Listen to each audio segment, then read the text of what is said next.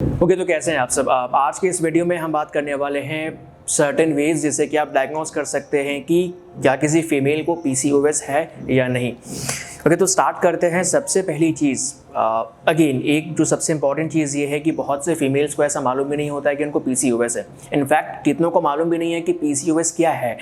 तो एक्चुअली में हम लोगों ने ऑलरेडी पीसीओएस पे एक प्लेलिस्ट बना के रखी है जिसमें हमने डिस्क्राइब किया है कि पीसीओएस का कॉज क्या है, इंसुलिन रेजिस्टेंस क्या है। तो अगर आपने उन वीडियोस को चेकआउट नहीं किया है तो प्लीज़ प्लीज़ प्लीज़ वीडियोस को चेक कर लीजिए।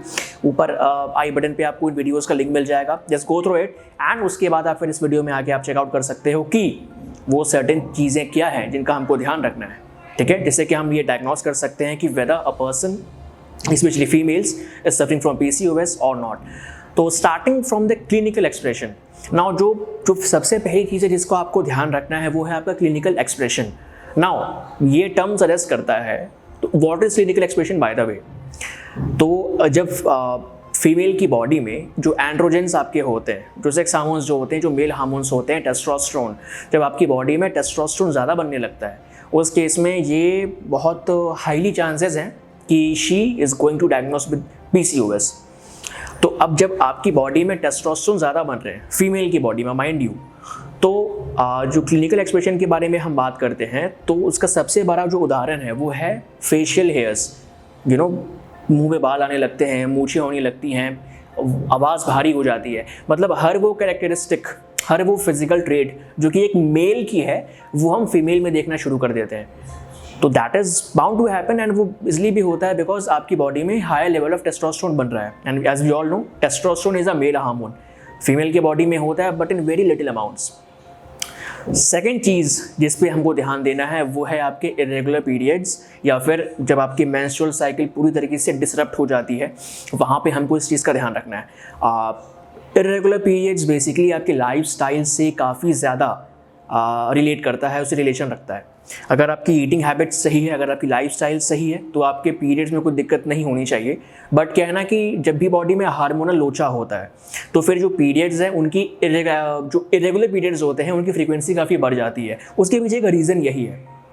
कभी कभी ऐसा होता है कि पीरियड्स काफ़ी लेट से आ रहे हैं, कभी कभी ऐसा होता है कि पीरियड्स आ चुके हैं and for a very longer duration of time blood निकलता रहता है। ऐसा हमने कई केसेस में देखा भी है।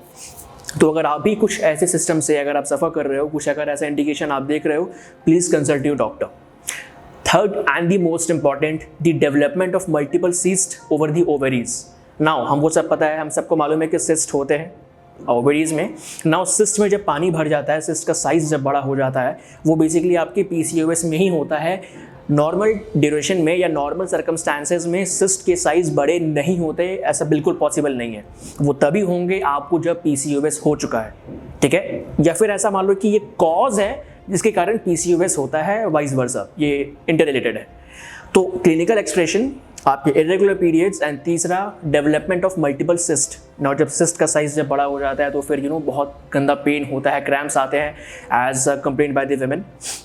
तो इन तीन में से अगर कोई भी दो बॉक्सेस को आप टिक मार्क कर रहे हैं, please consult your doctor because the chances are highly that you might have been diagnosed with the PCOS. ऐसा हो सकता है।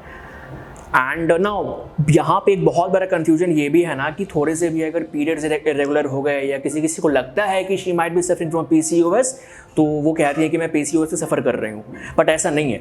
बहुत से ऐसे मेडिकल ट्रेट्स हैं, फिजिकल ट्रेट्स हैं, उनको एलिमिनेट करने के बाद हम इस कंक्लूजन पे आते हैं कि weather person is suffering from PCOS और नॉट।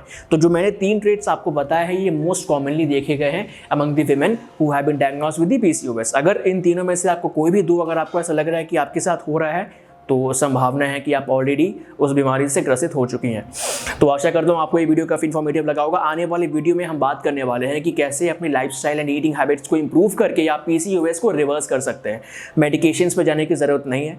अब हालांकि अगर सिचुएशन हालत से बाहर चली गई है तो फिर आपको डॉक्टर कुछ मेडिकेशन रेकमेंड करेंगे भी, लेकिन अगर आप अपनी ईटिंग हैबिट्स को सही कर लेते हो तो मेरी बात मानिए, आप without help of any medication आप अपने पीसीओएस को रिवर्स कर सकते हो सक्सेसफुली।